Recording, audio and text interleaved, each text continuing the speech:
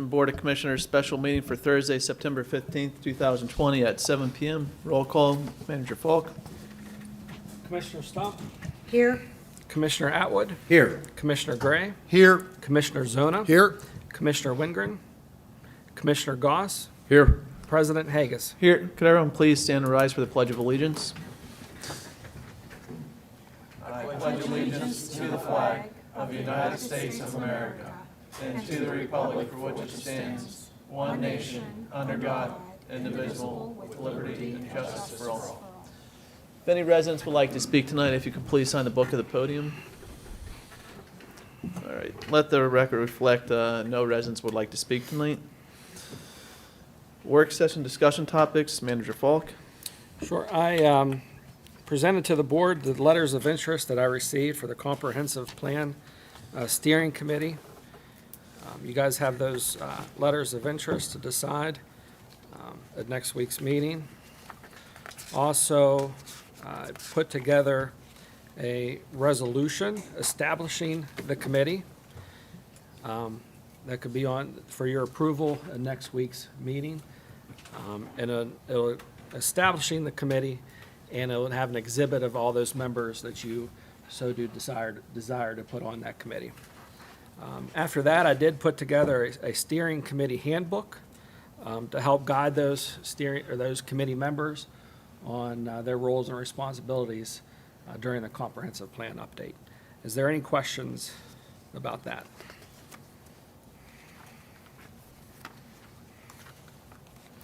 Okay, moving on. Next, I did receive 2 letters of interest for the Code Hearing Board. There is 1 vacancy, and this is a 3-member board with no expiration of terms. Any questions? Yeah, I have a question. I wasn't aware that they were non-expiring terms. How is that? I'm not sure how that could be. No, I I'm think hearing they're- that. I was They're never expiring. aware of any office that didn't have a term on it. Yeah, I would think that Yeah. the ordinance that created the board would talk about terms, but Yeah. I could be wrong. We could take a look at that. I believe they are term I would like to expiring check. limits. You have to look at the enabling ordinance that established Mm-hmm. that. And I would think there's terms. Yeah. If there's not, I want to address it. What I think Rich is saying is, it's not, there should be. All right. I believe there is. We can take a look at it before we make a motion to put someone on.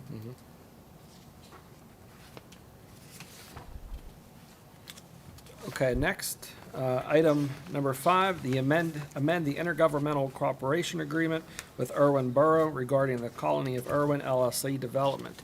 This is the development that's going in next to McDonald's down on Route 30. There is a auto zone on our end, and they changed, I think, the strip mall to a car wash design. That will be in Irwin.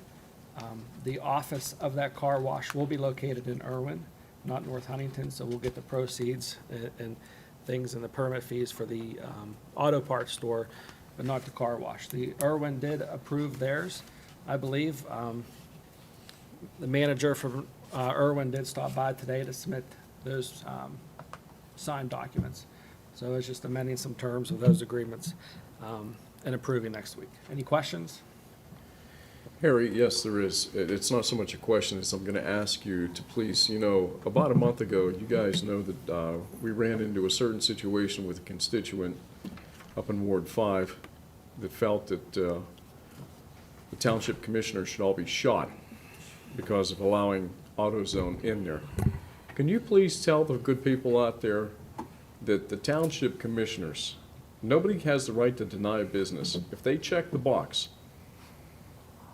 would you please elaborate on that, please? Right, the township, the board and the staff do not go out and actively seek businesses.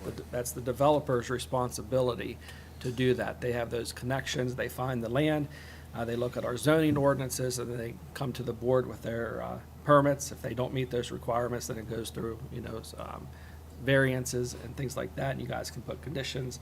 But when you're putting a business in a zone that's permitted, they can put any type of business according to our zoning ordinance. Thank you. Appreciate that. I just want to echo what Eric said there, that I actually went to the funeral home moments before I came here, and one of the grievance there actually mentioned that to me about the type of businesses that were coming into the township, and I had to explain exactly what you just said, that we have no ability to bring things in. And they were describing Walmart in other areas that have all these businesses around them, and ours is lagging behind that. And I told them we would welcome any business, but it's not up to us to recruit them. And we have no ability to recruit them other than TIFs or tax increment financing zones and things of that nature, which we do. But we can't go to Applebee's and say, we'd love you to come here. They're going to say, I want to talk to the building owner or the who owns the property. They have their own criteria, so. But I heard the same thing about an auto parts store about that location too, but you explain it every time. So, thank you. You're welcome, thank you. Item number 6, the Blue Dell Lane Water Main Extension, the sharing cost of fire hydrants. We had a request, this is, the homeowners, residents are putting in their own private line, and they would like some fire hydrants up there, and they're asking the township to purchase those or share the cost of $1,200. Is that correct, Mr. Fonzie? It is. And I'd like to add that this is the type of project that would typically be done with community development block grants. This is a perfect example of it. I think there's around 8 or 9 homes there. Grant would be to extend the water line from the main to serve these properties. Unfortunately, in many North Huntington communities, the grants are income-based, so everybody sort of tips the scale and does not qualify because their income is too high. So this group actually went ahead and ponied up and extended that line out of their own pocket. So I'm sure it was a major expense. I didn't see the price tag on it, so they're just asking for a little cost share for us to split the hydrants with MAWC because they did have such a large expense up front. So, but again, this would be a great project for a grant, but it's just, we don't get those kind of grants anymore. I have a question regarding that. I was under the impression that the township couldn't do anything on a private piece of property. Where are they planning to locate the hydrants? Do we have any type of mapping or anything? Will it be on a public road or within the public right-of-way? There is a map. Yeah, It's- Blue Dell Hydrants Lane look is a like they're- private lane, so it wouldn't be within a public right-of-way. So those essentially would be private hydrants. So are we able to legally, contribute to a project that's on private property would be my question. I believe they're asking for those hydrants to be added to the public system. So MAWC would maintain those hydrants as if they were their own. Yeah, the MAWC is contributing money towards that. If I'm not mistaken, we have usually in our budget hydrant Maintenance. replacement and maintenance. And I remember some years back, we actually reached out to all the fire chiefs for maybe Asking ones them. that they needed replaced or maintenance, and we didn't really honestly get any. So I think this is a good opportunity that residents are actually taking some of their own hard-earned money and investing, and they're just asking us to put the hydrants in. So, I believe at one time we actually had a surplus in that account as well. Right. So I don't think it's a avenue of that we don't have the revenues to pay for it either. I recall we actually went to the fire departments for years and asked them to submit 2 locations to add them. And, yeah, so. Is there any precedence of us doing this, Ryan? Do you know? Not that I can recall in my tenure here. And the reason I bring that up is because I'm aware of times when we've had stormwater issues on private property, and we were told that, hey, you can't do this, it's private property. That's my only concern. My concern isn't about spending the money to help, stop a problem with a fire. I can find out from the municipal authority if these are indeed going to be part of their system and these residents will ultimately be taxed for it, which they should be. If they're within 600 feet of a hydrant, they're subject to the tax. Then we would be getting revenue from them, so I can find out before next meeting. Thank you, Ryan. Thanks.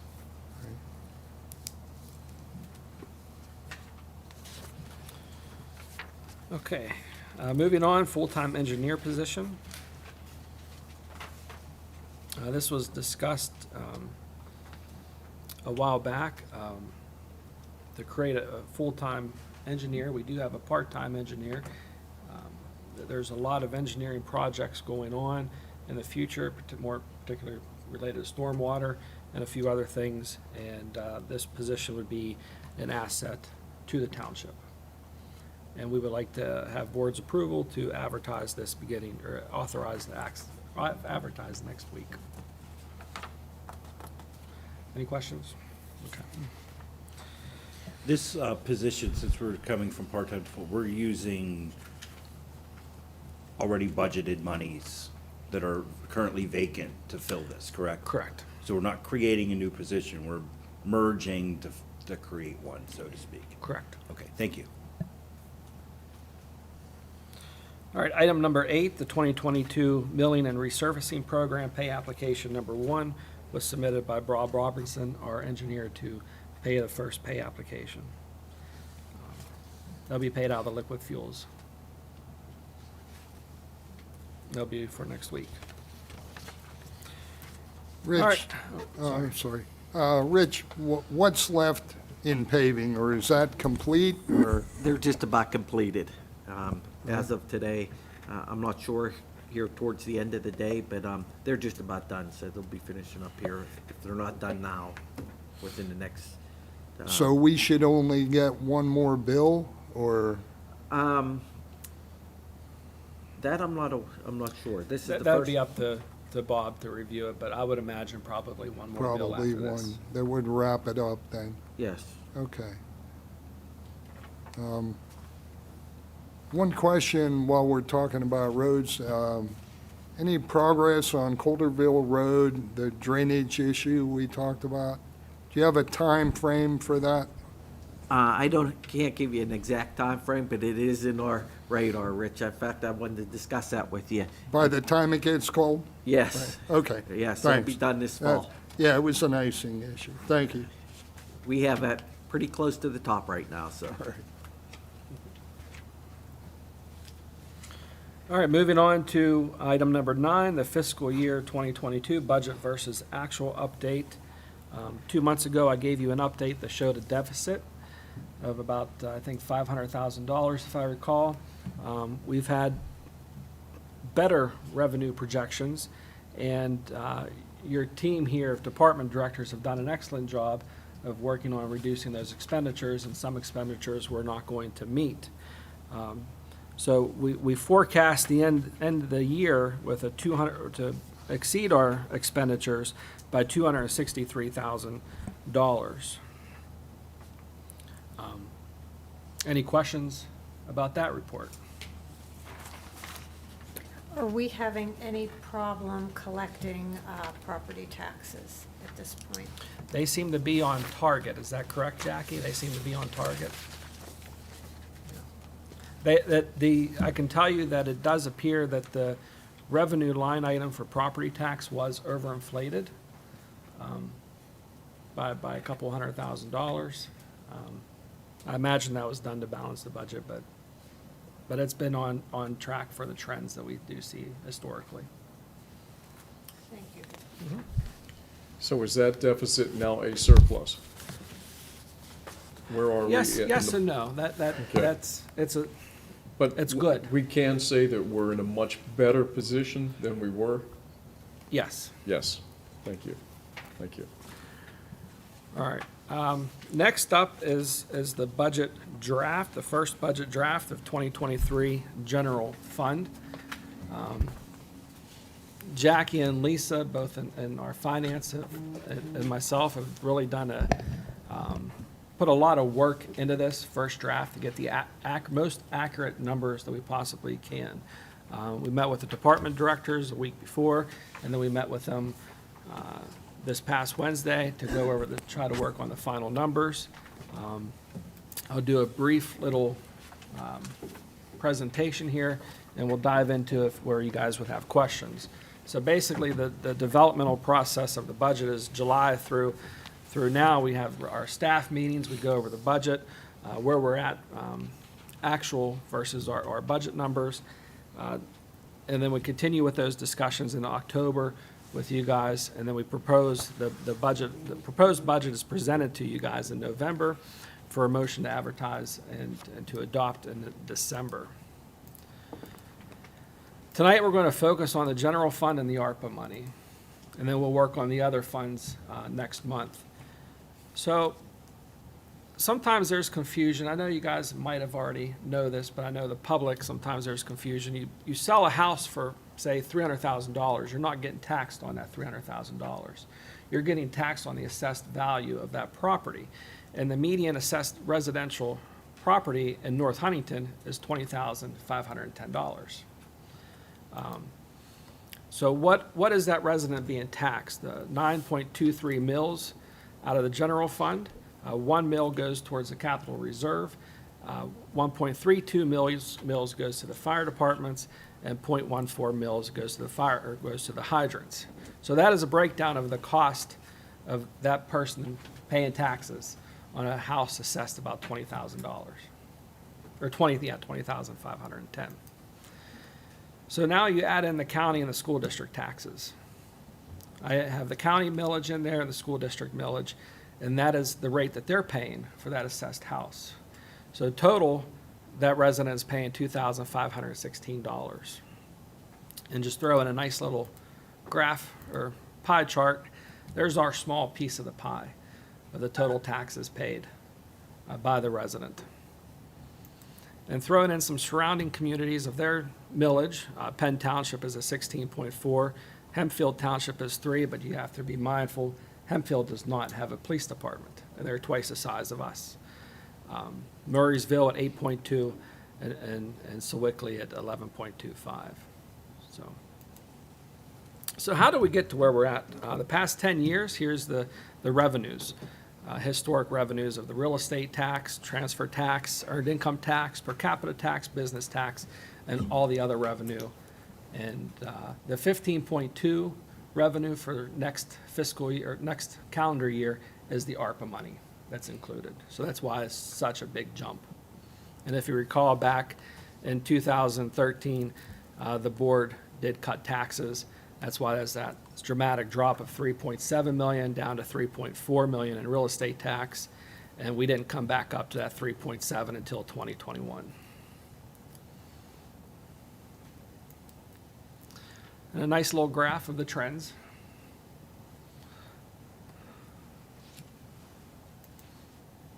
So where does the money come from? The projected revenue for next year's budget is $15.2 million. 60% of that is your real estate tax and earned income tax, a huge chunk of the pie. The other revenue, that is funds. That ARPA fund, remember, is just a one-time monies, but we're going to budget for it. There's the breakdown on the left-hand side and the right-hand side of the revenue. This year's budget was 14.6, where next year's budget revenue is 15.2.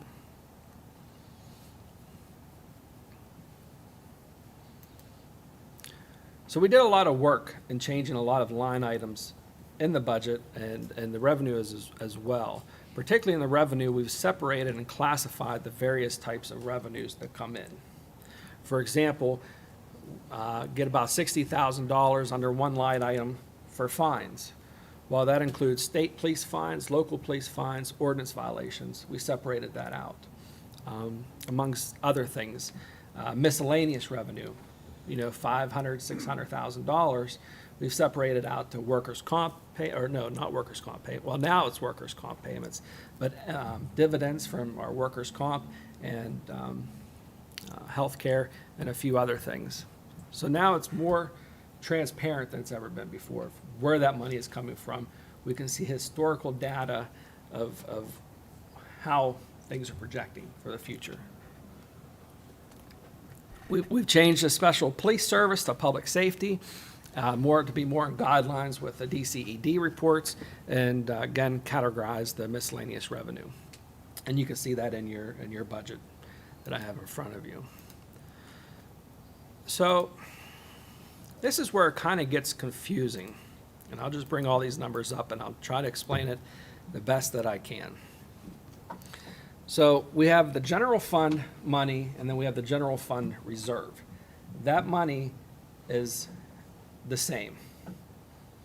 So starting in 2023, we project that balance to be $5 million of the general fund reserve, this nice savings account in case something happens. Without the COVID money, our budget revenues next year would be at 13.8 million, and our expenditures at 14.3. Our expenditures, this is the cost of doing business. No ARPA money, this is the cost of doing business without doing any special projects. So example, this year's project is that stormwater project on McCannon Ave. This is the cost of all the personnel, fuel, supplies, whole 9 yards. Parks, public works, salt, and so as you can see, we're not meeting that. There's a deficit of about $500,000. And you do have a policy in place where your ending balance has to be 25% of your revenues, and we're at 33%. Does that make sense? Was I able? Okay. So I think we spent about 3 hours today trying to simplify it. So how are we going to spend this money? This legislative is you guys, your salaries and the dues to PA Municipal League, and your supplies, general government. As you can see it when you look through your expenditures, we took out our communications and tech, and we took out our engineering out of general fund or general services expenditures.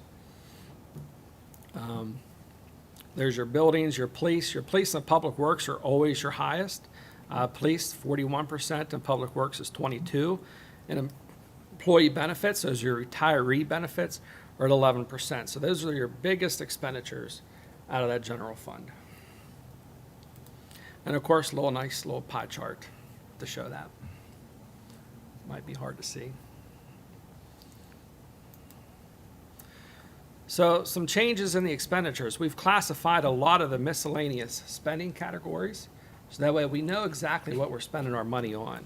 We've separated the fringe benefits line item. That included just about everything. Now we've separated out the insurance for the employees, the employer taxes for the employees, the unemployment compensation, and we created new line items for that. We've created new categories of auditing, legal, communications, tech, and engineering, so that way they have their own little piece of section, and the general fund is no longer buried in other parts of the budget. And we classified the types of overtime in the police department.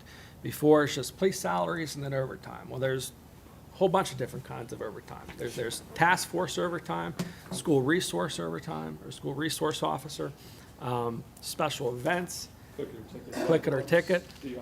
So we've broke that down so that way the overtime budget in their line item, the overtime line item is just for their overtime. Now, the police do get a guaranteed overtime because they do work 12-hour shifts. That overtime factor is in with their salaries and wages because that is guaranteed overtime. So if they already completed their shift and they're coming in for an extra shift, we'll be able to track that better. And in fact, Chief Rizzo is going to be implementing a new scheduling software because everything before was done on pencil and paper. And if you want to go ahead and talk about that. Yeah, we just finished up yesterday with the last Zoom presentation. This new scheduling software, when implemented, will track everything. It'll bank all vacation hours, all comp hours, all sick time hours, and it has a whole payroll component to it, where it breaks everything down. It'll build the platform for us, and then once the platform's built, it tracks everything while we're doing that manually now. And we break down now all these things will be done electronically. It'll all be tracked. It'll be nice and neat. A lot of our overtime is reimbursable overtime, and that's when working with Manager Falk on this. That's the hardest thing when you were literally looking at one giant, and it's so hard for me to forecast what's overtime going to look like. Well, how well is the task force operating? How many DUI task force events are we going to get over 12? I don't know these things, and I don't know. So that's the hardest part of it. So as the year's going on, and Manager Falk and I are sitting down and we're going over this, we're seeing how much money's coming back in reimbursements. And so you look at this giant line item, as Manager Falk said, and it's big. Well, now we've broken all that down, and we can now clearly see where all the overtime is going and how much the reimbursables are going to come in on the backside of it. The software will help organize all of that. It'll streamline our scheduling. Lieutenant Arendas, who does all of our scheduling for the entire year, he'll still manage it, but it'll be managed electronically through the whole department. It's a better check and balance system. It projects out for vacation time, personal time, officer time off. It keeps a running bank continuously so we can audit it on a monthly basis. I love it. So we went through two Zoom presentations on it, and today I actually talked to one of the chiefs that has it and uses it, and he raves about it. So moving forward, I think this is going to help us in '23 just get a little bit more up to date. And what's nice is Chief Spinogle from next door, Rescue 8, they utilize the same software. So if we have any questions or concerns or hiccups, he's well versed in that, and we can reach out to them as well. He'll be our guiding light. So, and then we also separated the utilities from building, EMS, Public Works, and Parks into respective departments. Before it was grouped under utilities, under buildings. We want to be able to better track that because we do pay utilities for the EMS next door. We do pay utilities down at the borough or township garage and the parks wide. So we separated those out. A few more figures that we're still waiting on the 2023 insurance figures, which we should receive sometime next week, I believe. And that's the only thing that we're waiting on. Part of this budget includes a 3% pay increase for non-CBA employees. And we eliminate the GIS position, and that position will move over to the full-time engineer. And again, the revenue does not meet the expenditures. So back to the original slide of showing that we need $500,000 to balance this budget. With the ARPA money that we received, we project that we will start next year with $5 million. The budgeted revenues of the ARPA money in this budget, because it sits in the general fund budget. When it gets deposited to us, it's in the general fund. We have $1.7 million left over, because remember when we got our first tranche, we paid for upgrades to the building, the HVAC system. So we have money in the general fund itself to carry over. And then the expenditures, again with no projects, is at 14.3, which leaves that balance at 5.9, which now we increase that fund policy to 39%. So we can spend more money, which we need to meet our needs. At the goals of the Board of Commissioners, the goal was not to raise taxes. Well, we met that goal of not raising taxes, but we have the ARPA money. The ARPA money, when the final rule came out, up to $10 million can stay in your general fund, and then you just go onto the federal website, click one button, report it as revenue loss, and then that's it. And then we can spend that money however we see fit for general service, the regular services that the municipality provides. So at the end of the day, we will have a surplus of $902,000 with that ARPA money. Does that make sense? So we'll have $902,000 to carry over. Again, that's not sustainable. When we get our new health insurance rates in by the end of the month, we'll know this could be down to, say, $850,000. Okay? You can spend that however you want to see fit. We can keep it going and doing little projects here or there. But some of the goals for 2023, of course, restructuring needs over once. So we need to, look at our operations. What can we do to save money? We're going to complete the comprehensive plan. We're going to pursue more grant money. I just got notified today that 2 big grants received a lot of federal funding. So we're going to explore those for some stormwater management or flood reduction. We also need vehicles. I would like, the planning department, they always get hand-me-downs from the police department. Remind you, these are our building inspector, code enforcement, planning directors are going out to meet with developers. They should be in top-notch vehicles, nice new vehicles, instead of the hand-me-downs from the police department. So I'd like to get 2 vehicles for them. 1 vehicle for the parks, because they do have an older Ford Escape, and 1 for the police chief. Currently, the police chief and 2 of his top officers share 1 vehicle, which can be quite cumbersome, and just about every police department, their police chief has their own vehicle. So when he's at home, he can respond emergency, license sirens to a call versus hopping in his personal vehicle. And then, even though studies say you only save a minute or 2, but again, we're North Huntington, we're top notch. Some of the projects that Bob Robinson has identified that we need to do is the Shannon Street Box Culvert. He estimates that to be about $225,000. The Haywood Road Arch Culvert Replacement of $465,000. The Pine Hollow Road Stabilization of $400,000. There is grant money. That LSA casino money is available. I think up to $1 million for a project that's non-matching. So we're going to pursue those grants next year again, but we have to have shovel-ready projects. So when we hire the full-time engineer, that's going to be their big thing, is start working on these, getting these shovel-ready so we can apply for grant money for them. The road improvements, $1.1 million, which will be paid out of the Liquid Fuels Fund. And of course, the dreaded MS4 pollution reduction programs, a tune about $5 million.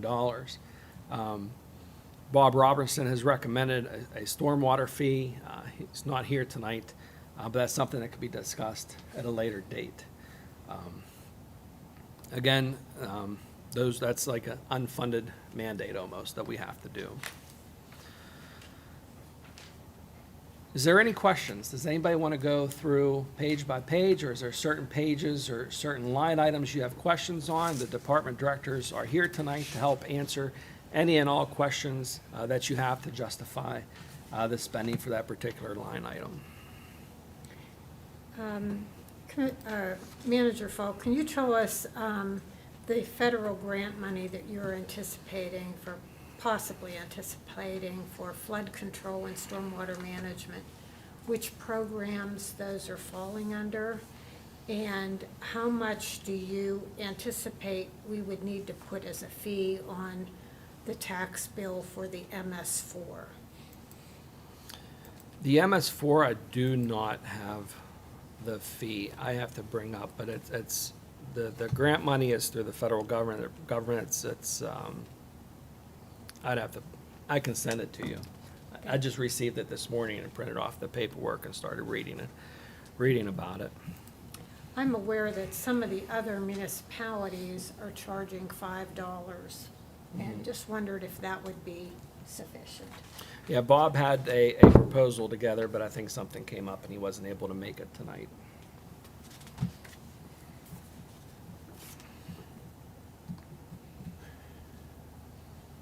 That MS4, $5 million. That's a third of our budget. That MS4 is over a period of how long? That $5 million, is that a 1 year? Or is that over a period of years? I believe it might be over a period of years. Okay. Okay. That's a big bill. It is. And that is government directed? Mm-hmm. Is that federal or state directed? Federal. Federal. In that, is there any federal assistance? I'm sure there is. We Okay. will look for it. Thank you. I appreciate it. Thank you. And it's worth repeating that that's an unfunded mandate. It's something that the municipalities are ordered to do, but there's nothing coming in behind to help out for that. Again, that's the federal government forcing us to do that. Pay attention. And a lot of municipalities are implementing a stormwater fee to offset that cost.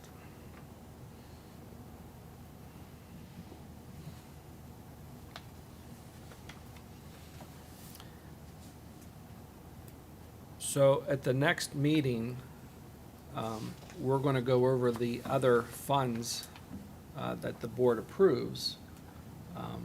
They're pretty quick and dry and simple, not as complex as the general fund. With that surplus of potentially $850,000, again, that is not doing any stormwater projects. How would the board like to utilize some of that money? Again, you don't have to utilize all of it, but our needs, are some vehicles, and some of it will be used for matching for grants, and some building upgrades, just minor building upgrades. I propose that we would wait and see what grants we get to use it for matching, other than necessary emergency items, building upgrades, whatever. I would not budget a particular capital project right now.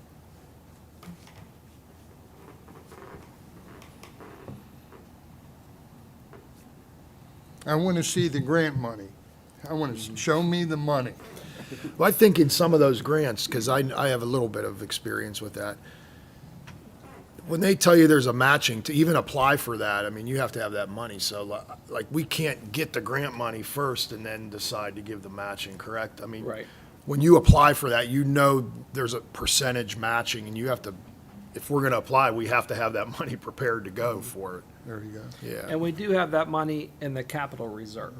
That money is always going to be there, but again, once this ARPA money, depends how much you use this year and the carryover for the following year, you could already see that our expenditures outpace the revenue. So once that ARPA money is gone and dried up, then that's, and we've done some reorganizing, in-house,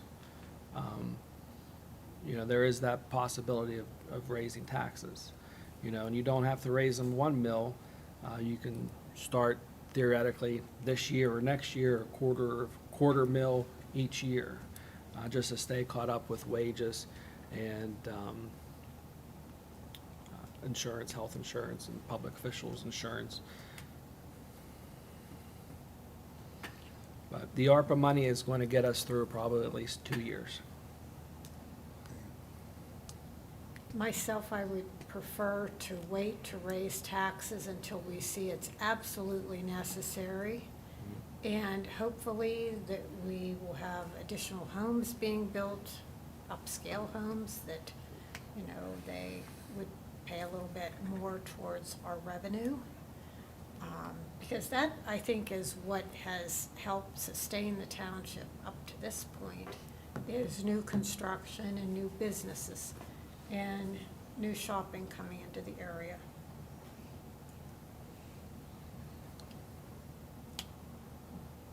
Guess I would similarly echo my other board members. I mean, I would kind of have a wait-and-see approach. Only thing that I would mention, I believe some of the other board members know, we're doing some smaller renovations to the townhouse as far as just paint and whatnot.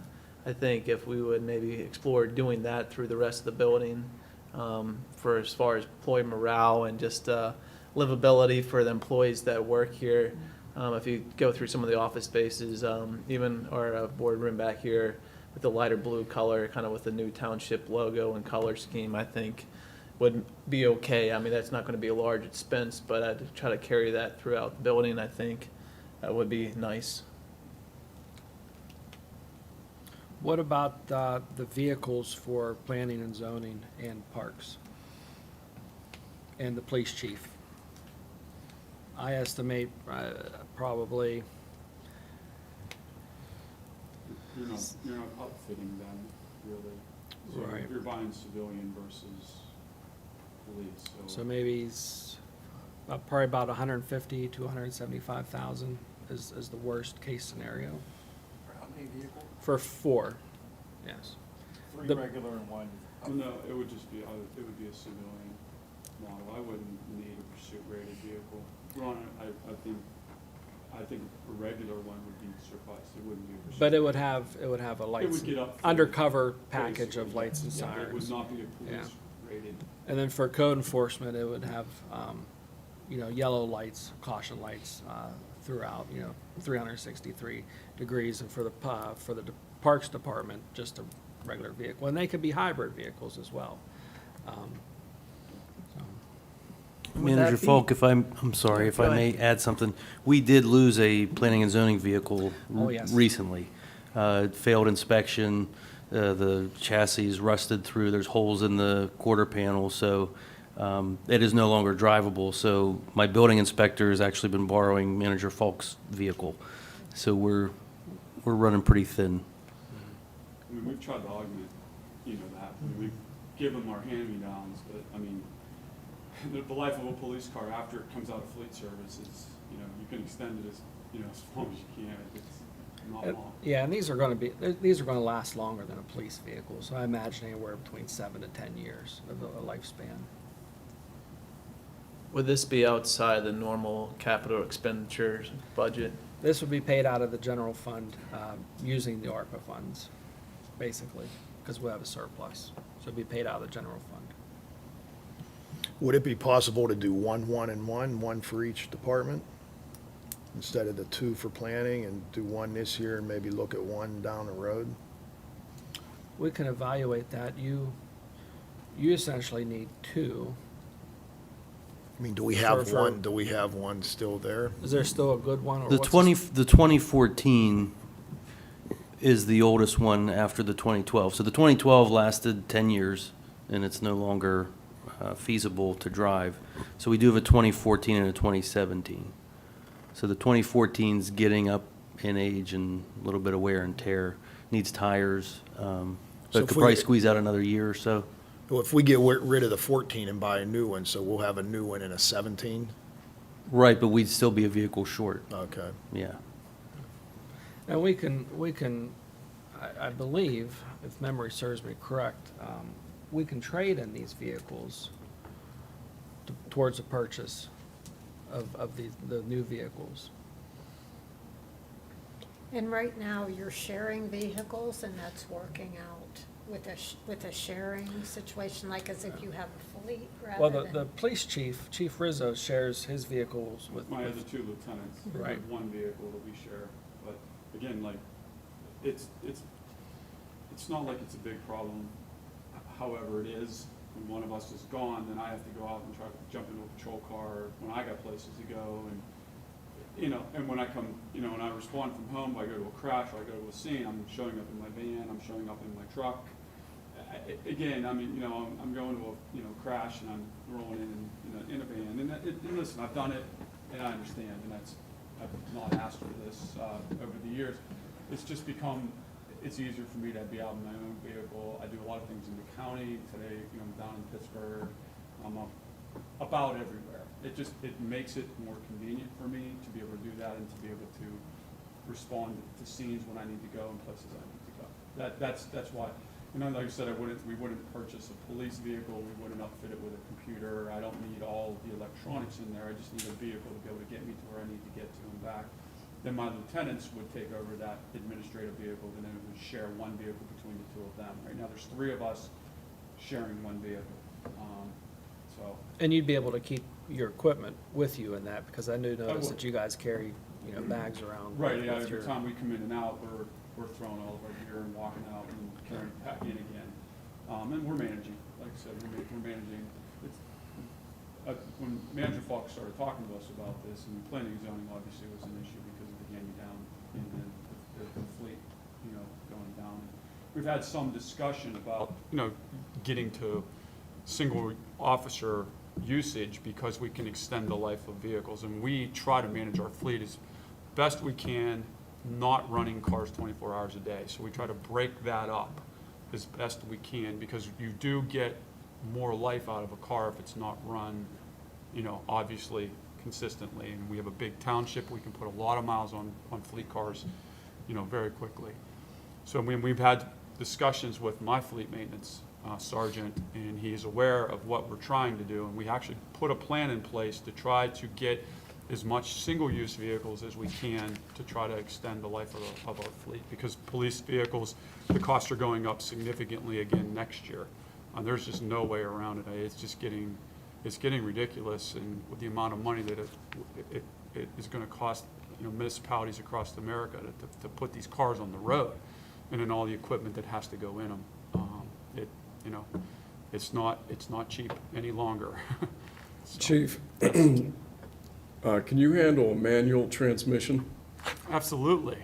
Are you okay with retro look? I don't even know what that means. Retro means maybe a few years old. You want to sell us your Jeep? There's a 1954 Chevy Bel Air up at Hamilton's. I think if we put some stickers on it, I think it'd be pretty cool. I'd rather have your Jeep. Car 54, where are you? I don't know. I know, like, Rich and I have the oldest vehicles, I think, rolling around North Huntington Township right now. Him and I are competing on our personal use vehicles for a number of years on North Huntington roadways, so I get it. So, yeah, but that's just kind of the thought process that we had, when we had these discussions, so. Can we get some, real numbers? Absolutely. Yes. If you'd like me to move forward with that for next At least month, with, yes. at least with the actual numbers, so I can make a better decision. And the thing I would like to see is, you had that slide up with the money that you're gonna seek through grants. Like if we identify a grant, like it's a matching grant, I wouldn't have a problem taking it on as a grant by grant basis, like, we want to do this one. Okay, yes, we'll do this one. Here's the money, we'll earmark that money. But I don't think going in, just trying to think of projects off the top of the head, I think we should really dig in and have a listing and a cost and where we're gonna find it and which ones we need to prioritize. Yeah, Bob Robertson, our engineer, has identified the Haywood Road Arch Culvert replacement to be the #1 priority for that. So if we get an engineer, that would be his first project to get that shovel ready so we can submit that for grant funding.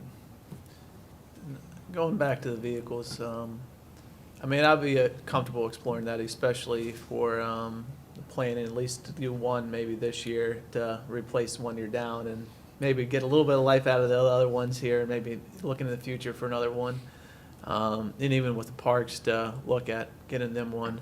And then Chief, a question, as far as the lieutenants, would we be able to try to rotate them into using one of the patrol cars that would be accessible and just giving you the, other car? Well, it's as a marked used? unit that we're using, so I wouldn't want to have a marked unit as my primary driving it around. I could, but no, because we're trying to move towards, and all 3 of us are in the administrative role. Right now, they're kind of in the shift rotation for a short period of time while we're between Sergeant Kaufman at Adelphine and our new hire comes out of field training. So the lieutenants are actually working shifts right now. But that's not the case all the time. So they're administrative, and the thing is, we work all day. So there's 3 of us sharing a car, and then when one of us has the car, then we're all obviously going out and taking a fleet car. What we're trying to do is get as much single uses out of a vehicle. So we want to try to get one officer paired up with a car to try to cut those maintenance costs down and extend life. So I don't, but back to your question, could we? I mean, yes, we could. It's possible that we could, we can split different vehicles up and try to use The that. reason I asked the question is because, like you said, I know it's a cost, a benefit type thing. It Try is. to It is. manage a fleet and then manage a fleet size, because we have a large fleet size, and I know we have a large department, but Right. what's the cost benefit of having an even larger fleet size versus managing the Right. vehicles and try to get the best bang at a buck and longevity out of them we can? Yeah, and that's really why we're trying to narrow the amount of drivers down and get them down, because the wear and tear. The maintenance costs we do, since we've shifted to our internal maintenance, it's been phenomenal. Like, we've been able to cut maintenance costs since we went away from commercial to our interior maintenance with our road department employees, the oil changes and all the things that they do. They come up every day, they work with Sergeant Drysdale, and our fleet maintenance is phenomenal right now, and we've cut our costs in that area. Now, how do we extend the life? That's what we've had conversations on. How do we extend the life of these cars that cost us $50,000 to buy and put all this expensive equipment in? Like, how do we get more years out of them safely? That's really the discussions that I've had with my sergeant, and he's putting a plan together to try to do that. I understand the costs. I mean, I know how expensive they are, and he walked in my office a couple of weeks ago and said, it's not getting any cheaper for next year and the years to come. Equipment costs are going up and vehicle costs are going up. So we'll get some numbers for you and see how we can make it work, and then I'll look at our fleet and what we project into next year and how we can make it work. So I think that's probably the best we can to give you right now. Right, sounds great. Yep. So is that a hard no on that 54? Yes. It's a big yes on the Jeep, though, so I'll take the Jeep. I'll take the 54. All right, that's one down. Is there any questions, other questions or comments about the first draft of this budget, of any of the line items, how we separated them? It's probably, looking at the history of the budgets here, probably the most comprehensive one to show what we're spending and where we're spending in each department. It aligns more with the DEC report. The auditor loves it better. Some of the other anomalies that we have found during this process is that revenues were being reported in the expenditures. So for an example, police wages, they looked low. We didn't have a true accurate number of the police wages because the workers' comp checks that we were receiving, instead of showing them as a revenue line item, they were put into the expenses to reduce that expense number. It looks good on paper, but again, at the end of the day, that's, you can report it that way. It's old practice, but again, all you're doing is burying your true figures. And that is what we're eliminating next year. All the revenues we get will be shown as a revenue line item. If that miscellaneous expense, I think I have it at 5,000, down from, I think, a couple $100,000. If we can separate those out further next year, we will. So, What were the, excuse me, what were the changes? I saw one, but I'm not sure I caught them all. The changes between the draft in our folder and the one laying here tonight. a lot of it had to do with the police wages. Lisa, our payroll, has worked feverishly the past 2 days trying to get better numbers. She created, I'll show you here, what we've done. It is broke down the officer. The officer, their wage, their salary, their longevity pay, which is included in the wages. We can't separate out the longevity pay because the accounting software. The overtime, this is their overtime for This past year, projected overtime, this is extra shifts. There's a lot of extra shifts because a lot of officers were injured. Premium pay, this is their guaranteed overtime, the officer in charge pay, and a shift diff pay, and a K-9 pay for our K-9 officers. So I'm going to throw an officer out here. Again, this is all public record as far as their wages. So I'll take Corporal here. His salary, base salary is $86,009. He receives $17,000 in longevity. Guaranteed overtime is $7,900. His OIC pay, his shift diff pay, and so the cost of that officer, just in wages, not including the employer taxes and health care, is $130,000 that we have to budget for.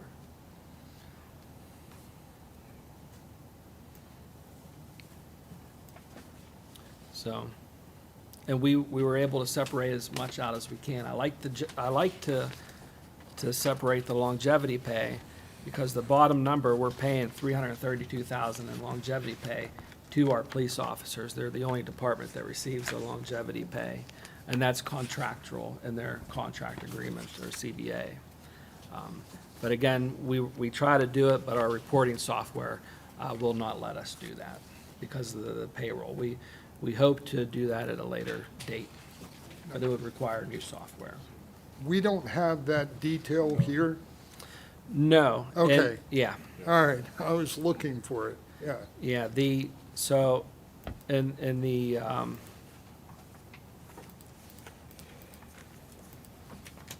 we're not picking on police, Oh, but in their wages, we have the chief's salary, we have the full-time police wages, that includes their, regular, guaranteed overtime, their shift diff, that is what we project at little under $3.3 million, just for their wages. The police overtime, this is that overtime if they're working extra shifts. So if an officer calls off, is on vacation, the officer comes in, pulls extra shifts, this is where that line item will be. Special details, this will be for like school events. This is reimbursable. So if an officer is up at the football game, baseball game, when he's up there, those wages will be highlighted here. Task force, again, this is reimbursable. This is all the DUI task force, the Attorney General's task force, the interdiction units, things like that, anything task force related, the SWAT, everything will be in here. So we're able to break out those wages. And we show special details and task force, since those are reimbursable, we have them as a revenue up in the revenue portion. So in hindsight, well, not in hindsight, but if everything works out in a perfect world, the revenues for special details up in the revenue line item will match that in the expenses. right. And that's how we can track it. And we've took out sick time buyback and drop buyback. We've added those two. So we've taken those out of the wages, and we've created those line items as well. So because we can separate those. With a drop buyback at $50,000, we do have officers entering the drop, and a sick time buyback at $13,000, because we do have some officers that did reach that max, and they can receive a portion of those wages.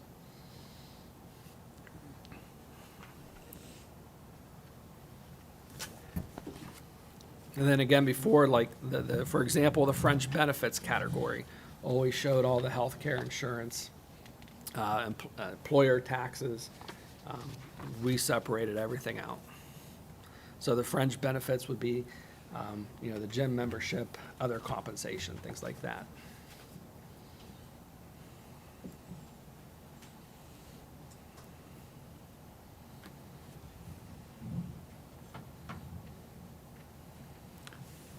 The one thing that jumped out at me when I read the revised one, was the elimination of the clothing allowance for legislative and general government manager. So that's what I caught. I just wondered why that happened, which I think is a good idea. That is in there in this draft budget. You should have that. It is? Yes. Where is that? I don't see Under it. legislative, it's 400,238 clothing allowance. 400,238, it's showing The nothing. one that I gave you today. Do you have the copy today? Oh, I'm sorry. It's 700. Yeah, it's $700, $100 per commissioner for clothing. You can reduce that to 600. Okay. Yeah, I think we ought to eliminate it. I'll see Jason 6 and I'll go 5. Okay. I think everyone's probably comfortable. I don't want to speak for everyone, but if someone wanted some type of township logo material, I think all the commissioners are probably comfortable with purchasing it on themselves. Absolutely. Okay. Yeah, yeah. Not saying that $700 is a big factor in a budget, but I don't think it's needed to be budgeted for. Okay. So reduce that to a 0? Yep. Okay. Saving money already. I did not put anything for travel expense or training. Again, we are separating those out for each department. So does the board want to attend, and if the board wants to attend any training, it would come out of that, and any travel reimbursable expenses as far as mileage or hotels, meals, that's separated out in each department. Does the board want to see any numbers for you guys in that? No. If I do anything, I'll do it at my own Okay. expense. And we'll take those out. Or we'll just put zeros, I'll take them out.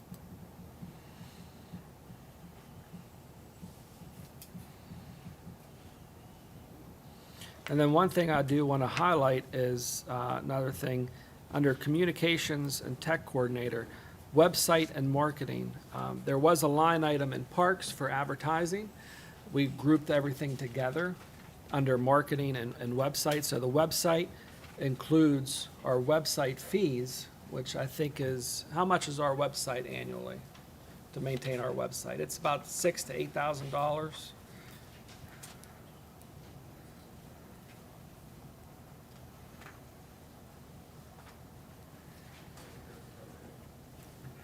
So that's our yearly fee to host our website. And then, when we're marketing, placing ads for events, some Facebook marketing, things like that, it'll come out of that as well.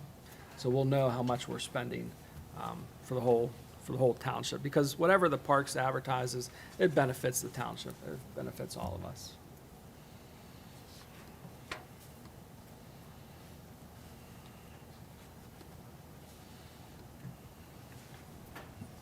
And Harry, I'd just like to say publicly that you guys are doing a good job of putting things out to the public. Right. Thank you.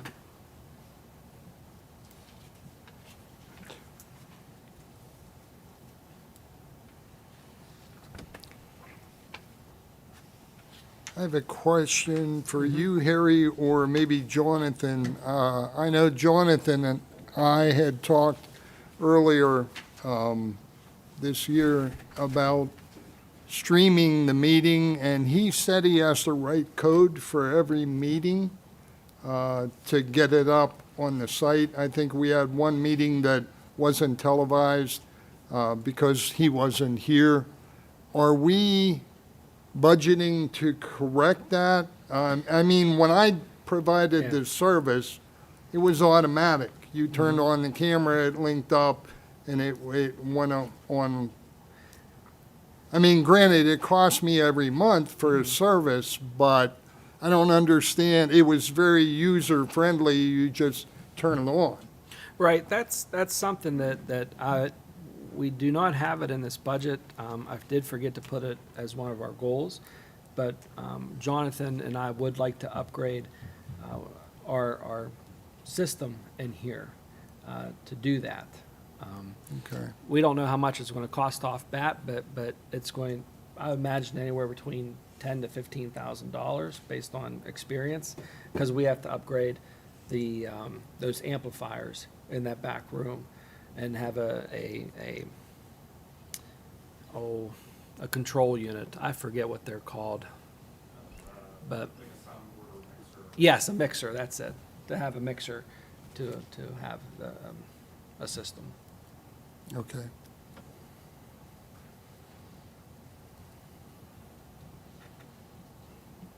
But I can include that, we can include that. That would go under, I would put that under the townhouse line item of,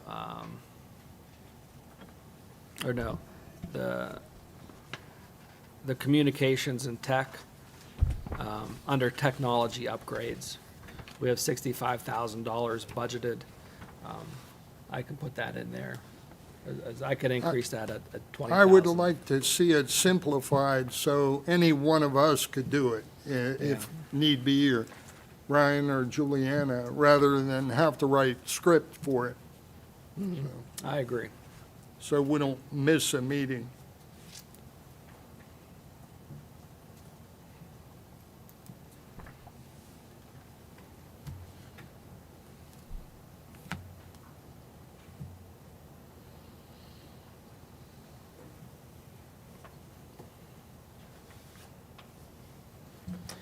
I do have one other thing about the budget. In the public works line items, we have drastically reduced road reconstruction and repairs and capital projects. Going back to your original list, are those items, what's going to be the things we're seeking grant funding for that was on that slide? Well, the road reconstruction and repairs, the reason why that has dropped is because a lot of that's being paid out of the liquid fuels. Is that correct? So this would just be like the backfill, the small patch jobs, Okay. anything that we do in-house. Capital projects, that is not a line item budget, again, because I wanted to present to you a budget that shows where we're at without any projects, just the cost of doing business. We are behind the 8 ball, but what is helping us is to get us through the next 2 years is that ARPA money. But I can put a number in there of $300,000, maybe $400,000 to cover one project, but we can go after grant money for that. But again, if the grant money doesn't come through, we don't have to spend it just because it's, like I tell my department directors, just because the number is there, doesn't mean you have to spend it. Because we have to have the revenue, we have to have the money in the bank account. So,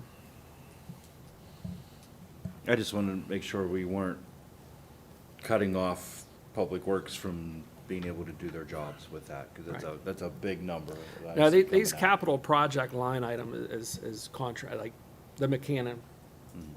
I was more concerned stormwater about the project. road reconstruction and repairs than anything. That went down pretty significant. But That's because like you said, it's if all it's- paying if out of it's liquid being- fuels. Okay, then that makes sense. And even if you look at our year-to-date, we're kind of nowhere close to that budgeted number quite yet, too, so. Yeah, we the do not 50,000 might anticipate be it. more realistic number.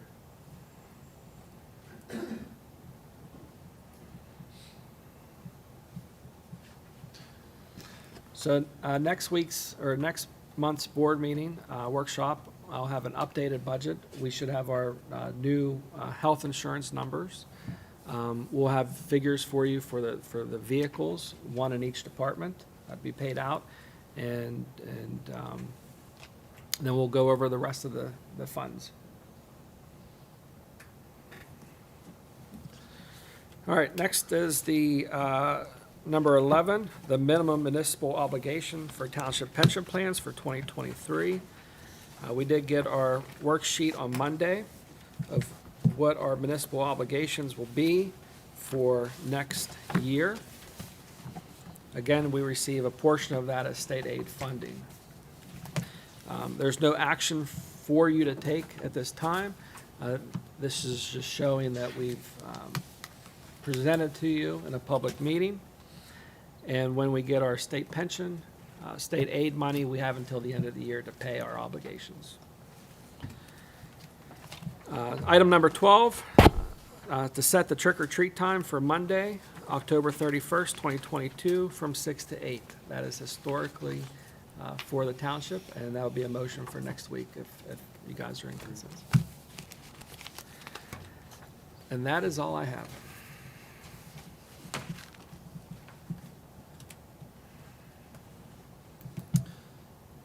Any further board comments? Oh, sorry, excuse me. Plan and engineering topics, Director Fonzie, excuse me. Just one quick item tonight. We had one subdivision coming through Planning Commission last week. Subdivision 17 of 2022. This is the Robert and Sally Schuster Plan Number 1. This is on Guffey-Rilton Road. So the highlighted parcel is owned by Mr. and Mrs. Schuster along Guffey-Rilton Road. It's just over, almost 14 acres. But the vast majority is in Sewickley Township. So the Schusters plan to subdivide off 1.5 acres for the construction of a single-family home. So the light blue polygon on the screen is what they are creating, and the darker blue is the remaining acreage, just over 12 acres. The property, or I'm sorry, the municipal boundary between North Huntington Township and Sewickley Township goes through this property. So the little sliver closer to the road with all the road frontage is North Huntington. The green polygon is in Sewickley with the building footprint where the house is going to be. So the house will fully be in Sewickley. Therefore, Sewickley is responsible for the sewage planning for this creation of the lot. So North Huntington is only part of this because a sliver of the lot does exist in North Huntington. So the Planning Commission approved this with no conditions, again, because everything will have to be done in Sewickley Township. So we have to be a signatory to the plan because the land does exist in our township, but a relatively minor review. Any questions? Does it meet all the requirements we need for, Yeah, lot size, road frontage, for our part of it, they're good. Thank you, Director Fonzie. Thank you. And now, any further board comments? Not, just need a motion. Motion to adjourn? Motion, second. Discussion. All those in favor by state and I. Aye. Aye. Opposed? Motion passes 6-0. Meeting adjourned at 8:13. The board held an executive session prior to the meeting to talk